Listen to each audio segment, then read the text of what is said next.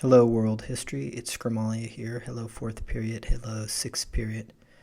Today we're going to be talking about the beginnings of Nazi aggression in Europe, the German expansion, the Axis powers growing, who becomes the Allied powers, the famous non-aggression pact, and the German advances. So let's begin.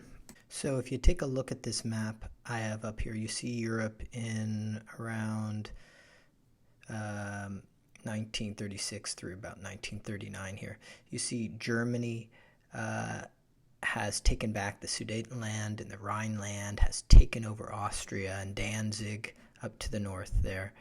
And they have Czechoslovakia, which Hitler says has German minority groups in there that he needs to protect.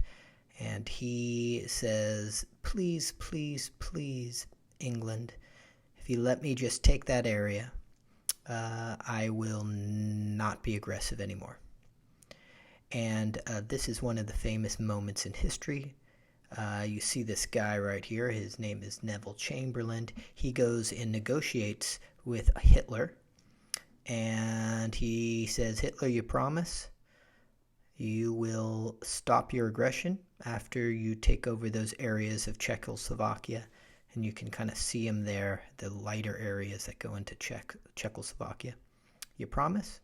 And Hitler says, of course I do. You can trust me.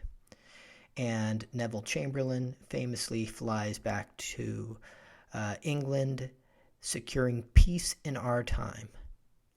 And you can see him here in this picture holding up a promise from Hitler that says, I will not be aggressive.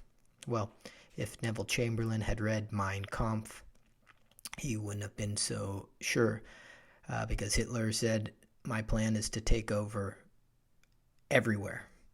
So there's Neville Chamberlain.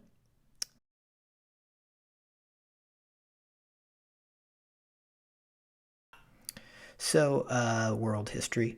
One lesson you want to learn from World War II is that of appeasement, and this idea of appeasing, that is giving into the wants of history, and one that all the leaders of the world know about and stays in the psyche of our civilization.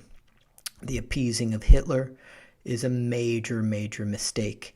And our leaders, when other aggressors come around, are always thinking about it. So keep that in mind. So with Czechoslovakia gone, Austria and Albania and Italy under Mussolini, you see fascism is growing like a cancer.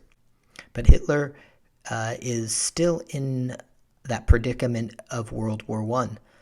He is surrounded by two enemies. He has to his right Russia and to his left France, both arch enemies. France a democracy and their foe in World War I, and then the Russian communists to the right.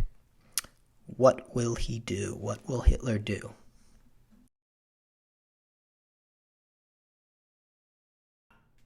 So what will Hitler do? Remember, in World War I, they had the Schlieffen Plan, which they said they'll attack the French first and then turn and attack the Russians. But Hitler thinks of something else. He makes a pact with Joseph Stalin, his arch enemy. And if you take a look at this picture, this is a political picture here. They're married. Two very, very unlikely allies. And they will divide up Poland. And you can see from this map right here. And they'll take over Eastern Europe and divide all that up. And leaving the French and the English without Poland now alone. And if you take at this map, you see that in gold you have the democracies, the purple is the fascist, and then the red, the commies. So you can see how the world has been cut up. Democracy is on the ropes. So this will leave France and the United Kingdom in great danger. Something that is unleashed is something called Blitzkrieg. It's the new warfare that the Germans come up with. It's a blitz means like in football is a lightning attack. They use airplanes and tanks, and they move quickly. But the French and the English are still very strong. The French have built a massive defense called the Maginot Line. These modern fortresses along the border of Germany and France. It is amazing, and I'll show it to you tomorrow with bunkers underground, hospitals underground.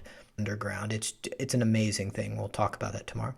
And the English still have the biggest navy in the world and are on an island and a very modern world power at the time. So Hitler still has some things he's got to do, but I'll talk to you about that tomorrow.